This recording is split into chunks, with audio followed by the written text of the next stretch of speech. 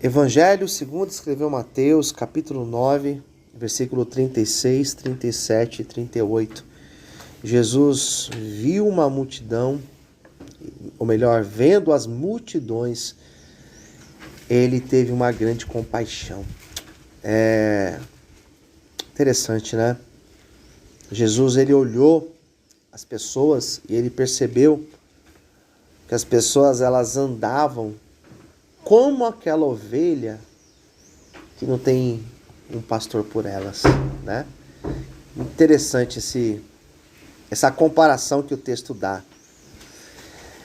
Ovelhas que estavam cansadas, né?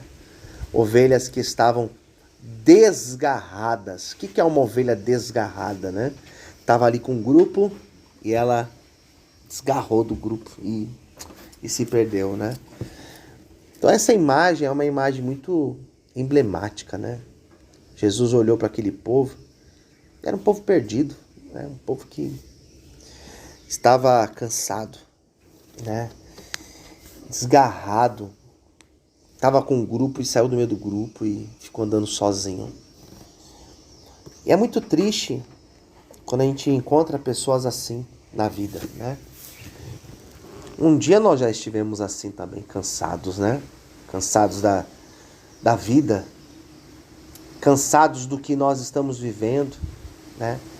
Às vezes nós estamos sobrevivendo, né? Sobrevivendo, é dia a dia e amanhã você não tem muita esperança, muita expectativa, né? Isso é muito complicado. Hoje, por exemplo, hoje é sexta-feira, então hoje é o dia que eu vou lá no centro levar comida para os moradores de rua. E tem muitas pessoas que a gente encontra na rua exatamente assim, ó. Desse jeito aqui, ó.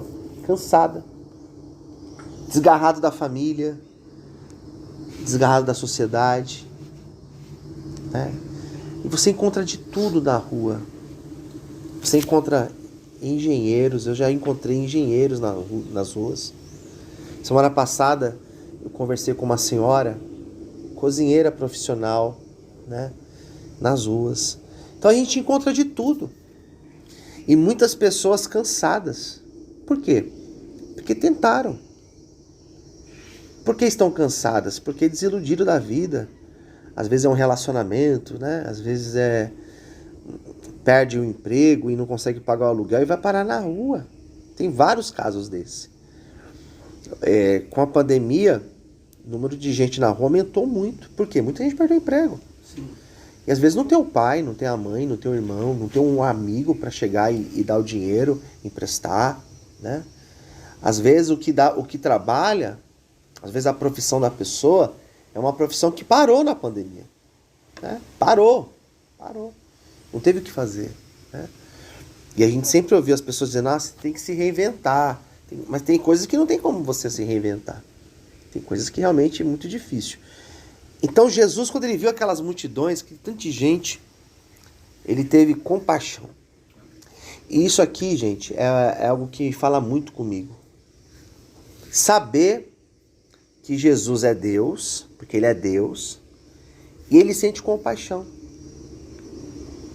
Porque o que acontece muito, que eu já ouvi, e já fui criticado por fazer trabalho com morador de rua, até trabalho com dependente químico, eu já fui criticado. Porque uma das coisas que as pessoas fazem, quem está fora do contexto, é julgar. Um exemplo. Tá na rua porque não quer saber de trabalhar. Tá na rua porque não quer viver debaixo de regras. A pessoa, ela escolheu usar drogas, ela escolheu ter uma vida assim. Então as pessoas, elas julgam. Fulano de tal é isso. Eu não julgo. Não julgo ninguém. Não julgo ninguém. E Jesus, quando olhou para aquele povo, Jesus não perguntou, por que vocês estão assim?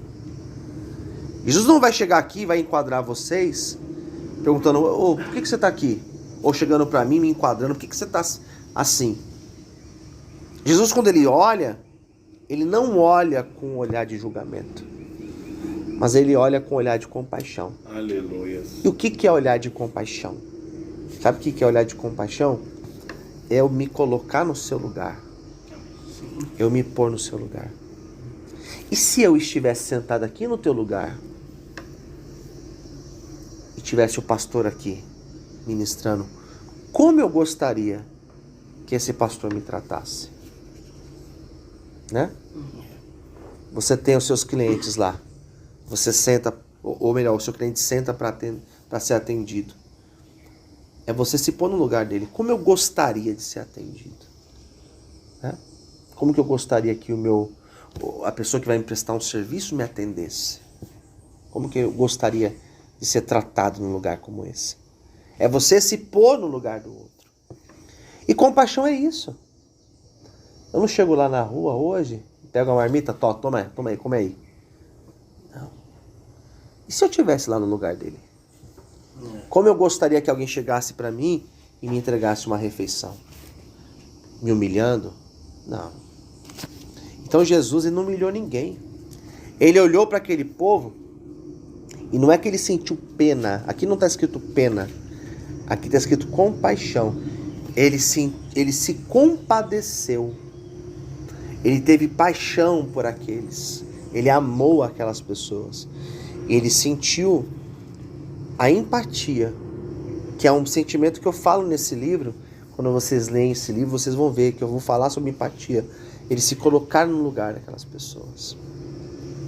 Quando começou a pandemia, lá na igreja, nós atendíamos 30, 40 pessoas que iam pedir comida, pedir alimentos na igreja, toda semana. E com a pandemia, teve um dia que nós atendemos mais de 100 pessoas. Que estavam pessoas com fome, necessitadas, perderam o emprego, perderam o salário, dependiam só do auxílio do governo, que era um dinheiro muito pouco, né? E todos eram tratados com dignidade. Ninguém era humilhado, ninguém era, pega aí. Não. É da forma que nós gostaríamos de ser tratados, né? Daí Jesus olhou para eles, e o que Jesus falou? A seara é grande, a obra é muito grande, mas são poucos os obreiros. Poucos obreiros. Hoje eu vindo para cá, o Lucas viu, né? Eu mandando uma mensagem para os obreiros da igreja. Né, Lucas? Eu mandei alguns áudios para os obreiros, nosso grupo. Um grupo de mais de 40 obreiros. 40. Mas eu posso dizer que a seara é grande e poucos são os obreiros. São poucos. 40 obreiros. Quantos obreiros estão aqui comigo agora? Mas não são 40? Não tem nenhum pastor que poderia estar aqui junto com o pastor ministrando? Poderia. Será que não tem nenhum que poderia vir aqui amanhã sábado fazer um culto aqui com a gente? Teria sim, claro que teria. Hoje tem evangelismo, né? A gente vai levar mais de 500 marmitas nas ruas. Nossa, que trabalho bonito. Quantos obreiros estarão lá fazendo isso? Quantos? Nós são 40. Sabe quantos de 40? Se dos 40 obreiros, se tiverem 3 ou 4, 10%, pastor. É. Então, o que Jesus falou é isso. São poucas pessoas que querem esse envolvimento com a obra, né? Às vezes a pessoa passa um período aqui dentro de tratamento. O tratamento não é só aqui, não. O tratamento aqui é a primeira fase. Que é só a primeira fase. Depois você tem que se envolver com a obra. Você tem que ser um agente para restaurar vidas. Você tem que ser usado por Deus para alcançar vidas. Porque você vai ser uma referência a partir do momento que você sai daqui. Eu conheço um rapaz que ficou no lugar. E ficou bem. E vão procurar você. E vão perguntar para você onde que você ficou. E você vai trazer vidas. Você vai chegar para pessoas e vai falar assim, dá certo, porque deu certo comigo. Olha eu aqui. Então Deus quer usar as nossas vidas, quer usar cada um de vocês, né? Daí Jesus fala o quê? Versículo 38. Vamos orar, vamos rogar a Deus, o dono de tudo, dono da seara, da ceifa, para que Ele mande mais obreiros para a sua colheita, para que Ele levante obreiros. Então eu percebo que, em primeiro lugar, Jesus viu aquele povo sofrendo. Em segundo lugar, ele olhou para os obreiros e viu que eram poucos. E em terceiro lugar, ele falou, vamos orar, porque Deus é poderoso para levantar obreiros para a sua seara. E eu acredito que Deus pode levantar obreiros, né? Que Deus pode levantar as nossas vidas, que Deus pode levantar qualquer pessoa que diz, Senhor, usa a minha vida, né? E o que precisa, pastor, para ser levantado por Deus? Se envolver com Deus, se envolva com Deus, se envolva, né? Hoje você está retomando a tua vida, recomeçando uma nova caminhada, né? Se envolva com as coisas de Deus, se envolva quando você sair daqui, se envolva com amizades de Deus, ouça músicas que falem de Deus, assista coisas que te aproxime de Deus, leia coisas que te aproxime de Deus. Ah, mas tem problema eu ouvir música, tem problema eu estar com meus amigos, tem problema eu assistir um programa de TV que tem não sei o quê. Não é que tem problema. É que se você é cheio de Deus, você tem prazer nas coisas de Deus. Aí tá a diferença. Ninguém me obriga o que eu tenho que fazer, o que eu não tenho que fazer. Ninguém me obriga a nada.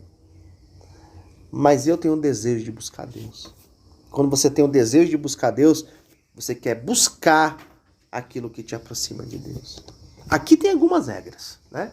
Porque aqui é uma casa de recuperação, que as pessoas chegam, né? Às vezes chega do mundão, cabeça virada, então aqui tem que ter regra.